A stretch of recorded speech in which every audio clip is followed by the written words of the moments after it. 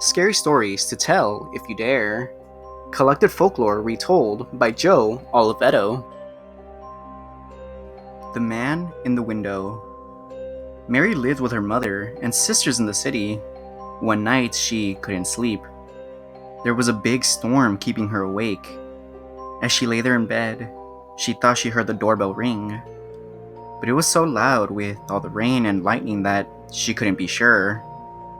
Besides, it was the middle of the night. No one would be ringing the doorbell in the middle of the night during a storm.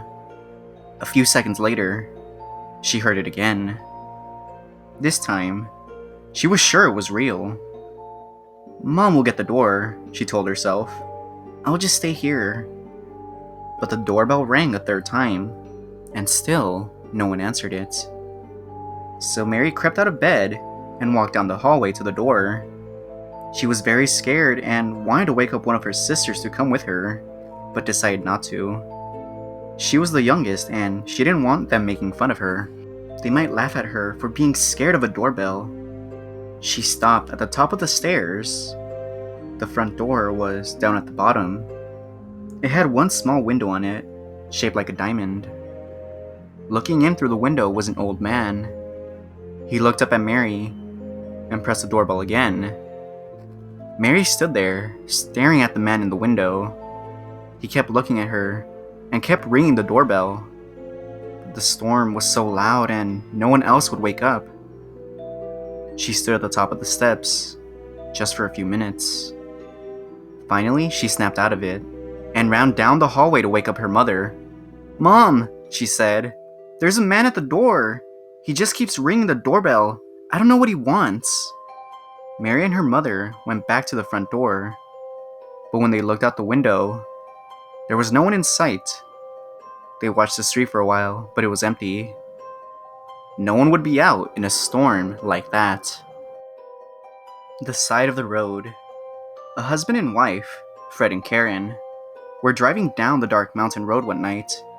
It was a curvy road, and a lot of people got in accidents there. As they were driving, Karen saw a woman standing on the side of the road.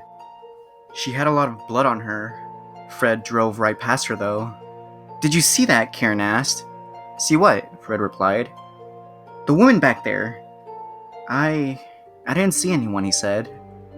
It was very dark and Karen was very tired, but she knew what she saw. She told Fred to turn around and drive back.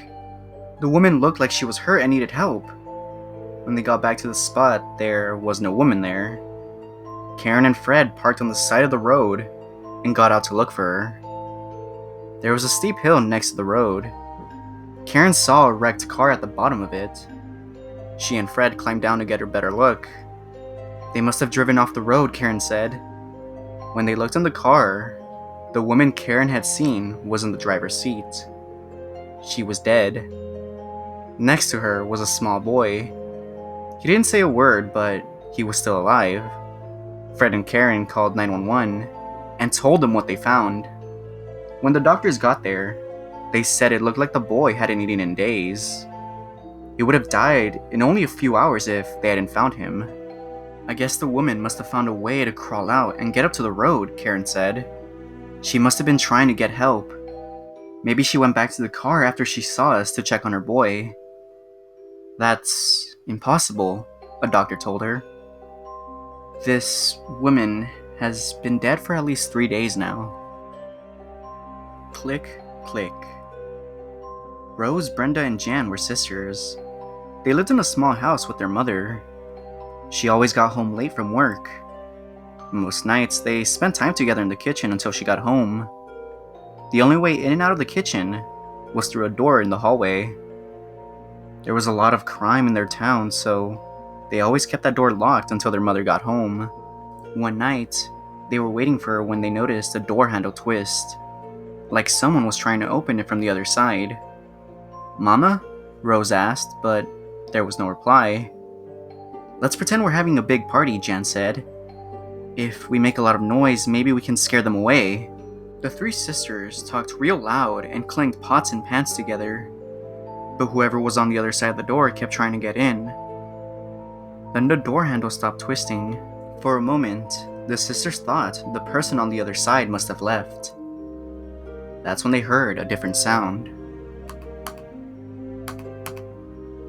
They all realized what it was. Now the person in the hallway was switching the light on and off, for no reason. It seemed like whoever it was wanted to scare them. Jan called the police, but the police in their town usually took a long time to show up. They were always busy with other crimes. The sister's mother wouldn't be home for another 2 hours. They couldn't wait that long. If the person in the hallway was crazy, they might try to break through the door.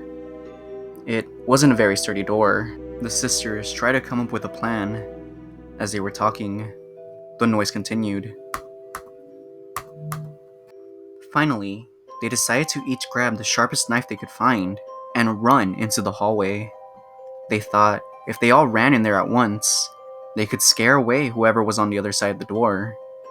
Each sister lined up by the hallway door. Brenda was the oldest, so she went first. She opened the door and ran into the hall.